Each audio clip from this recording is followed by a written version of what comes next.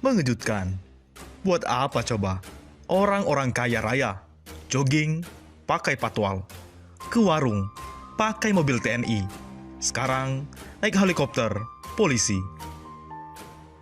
Emang gawat sih. Kalau sama warga lokal, helikopter buat bubarin unjuk rasa. Kalau sama yang berduit, helikopter dipakai buat antar jemput. Kata Fadlizon, "Wahai Pak Kapolri, polisi melayani siapa? Sementara tokoh-tokoh berbeda pendapat ditangkapi. Ini ada yang diberlakukan istimewa." Sebelum membahas lebih lanjut, ada yang menarik perhatian saya. Curhatan hati suami Ustazah Kinkin Anida. Wahai Bapak Kapolri, Anda harus tahu ini. Judulnya baju tahanan, bukan untuk Umi. Umi, Abi, kaget lihat foto Umi pakai baju tahanan dipajang bak penjahat di depan publik hari ini. Ketika mengantar makanan untuk Umi, walau tanpa bisa ketemu, Abi lihat sih, ada yang pakai baju tahanan. Terus Abi mikir, apa Umi nanti bakal pakai baju tahanan? Ya, ketika dibesuk Abi. Wah, walau begitu, Abi nggak mau lihat Umi pakai baju tahanan. Kan Umi bukan penjahat, bukan teroris, bukan koruptor juga. Umi kan ustazah. Umi kan lebih baik daripada Abi. Umi kan ibadahnya lebih banyak daripada Abi. Umi kan lebih banyak dakwahnya daripada Abi. Itulah yang membuat Abi belum rela ketemu Umi sampai sekarang. Takut Umi dibawa keluar pakai baju tahanan.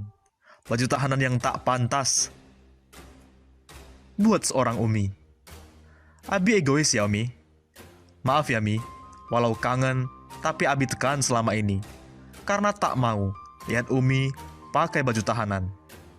Namun hari ini, Abi lihat Umi pakai baju tahanan. Bukan hanya di depan Abi, tapi di depan publik bersama tahanan lain yang juga tak pantas memakai baju tahanan.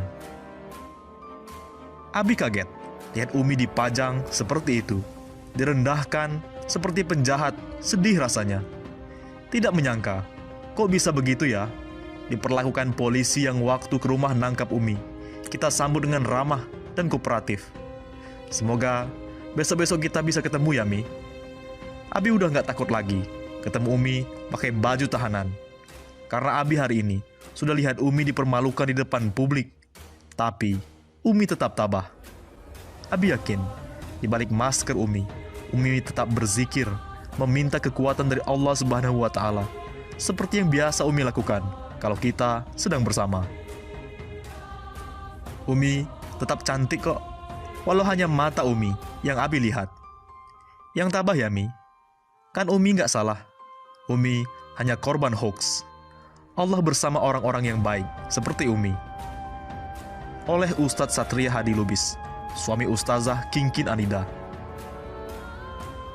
Gus Nur ikut berkomentar, "Tiada hari tanpa bohong, tiada hari tanpa nipu, tiada hari tanpa dusta. Jadi, kalau ditanya bagaimana rezim ini, ya sudah, nggak ada baiknya di mata saya. Jelek, laknatullah. Ini saya, dan saya pertanggungjawabkan di hadapan Allah," ujar Gus Nur saat berbincang dengan Refli Harun di channelnya. "Saya dulu sama dengan kebanyakan orang, buta politik. Siapapun presiden terserahlah. Dulu saya hanya bisa sibuk dakwah. Ya sudah, nggak mau tahu soal politik. Tetapi tiba-tiba, lahir rezim seperti ini. Tiba-tiba ada Abu Janda, ada Denny Siregar. Tiba-tiba ada Jokowi, Luhut Binsar Panjaitan," ungkap Gus Nur. Saat ditanya, apa yang paling mendasar membuat dirinya benci terhadap pemerintahan Jokowi, Gus Nur mengatakan, hampir semua kebijakan-kebijakan Jokowi. Namun, yang paling dia sorot adalah soal kebohongan Jokowi. Kita ambil contoh ya, itu kampung akuarium di Jakarta. Waktu itu, Jokowi masih gubernur. Waktu itu, tanda tangan janji politik, hitam di atas putih, dibacakan kontrak politik, bahwa itu tidak akan digusur. Ternyata, setelah jadi gubernur, malah digusur juga, kata Gus Nur. Rocky Gerung pun angkat bicara. Dia bela polisi. Sosok ini yang salah. Rocky Gerung menilai pemborgolan sejumlah aktivis dan petinggi koalisi aksi menyelamatkan Indonesia syarat muatan politis. Peristiwa itu terjadi saat konferensi pers di Bareskrim Polri, di mana tangan Anton Permana, Syahganda Nainggolan, dan Jumhur Hidayat dan aktivis kami lainnya diborgol menggunakan borgol plastik. Oh, ini adalah persaingan politik. Peristiwa pembogolan itu politis, ujar Rocky. Kesan politik dalam fenomena pemborgolan itu, menurut Rocky, nampak dari pernyataan pemerintah melalui Menko Polhukam Mahfud MD. Mahfud bilang, dari awal mereka sudah tahu pelakunya, karena itu dilaporkan ke polisi. Kan polisi melapor kepada Mahfud, kan Mahfud sendiri mau itu dipamerkan, ungkap Rocky. Polisi itu adalah yang bekerja semata-mata secara positivistik. Artinya, dia hanya melihat konstruksi perkara itu, lalu ditempelkan kepada delik. Oleh itu dipasanglah borgol itu, sambungnya. Mestinya, Presiden atau paling minimal Pak Mahfud harus menegur dengan cara yang tersamar. Atau fasilitas intelijen kepada polisi. Karena Mahfud mengerti soal-soal beginian, ucap Rocky. Artinya, Bogor itu kan merendahkan orang. Wah, Anda kriminal, makanya Anda diborgol. Memang, itu prosedur, tutur dia. Tapi tadi saya terangkan, proses itu harus dikaitkan dengan peristiwa. Di lain sisi, Arief Puyono memang berani. Tak takut ditangkap polisi, sampai berani bilang, curiga, orang dekat Jokowi beri perintah penangkapan. Ketua Umum Federasi Serikat Pekerja VSP BUMN Bersatu, Arief Puyono, mantannya Prabowo Subianto, mengaku sudah melobi Presiden Joko Widodo agar memerintahkan Kapolri Jenderal Idham Aziz untuk membebaskan dua aktivis kami, Koalisi Aksi Menyelamatkan Indonesia, yang ditangkap dan ditahan oleh Bareskrim Mabes Polri.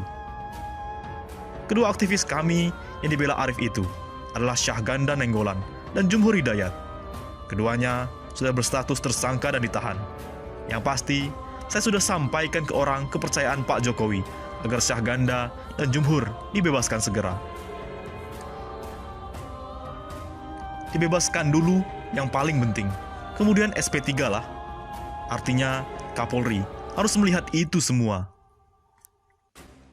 Kami itu bukan penjahat negara dan bukan seorang teroris, apalagi koruptor. Arief makin berani. Dia meyakini bukan Presiden Jokowi yang memerintahkan penangkapan Syahganda dan Jumhur. Saya curiga orang-orang dekat Jokowi yang memerintahkan mereka ditangkap dan ditahan, ungkap Arief. Bagaimana menurut pendapat Anda?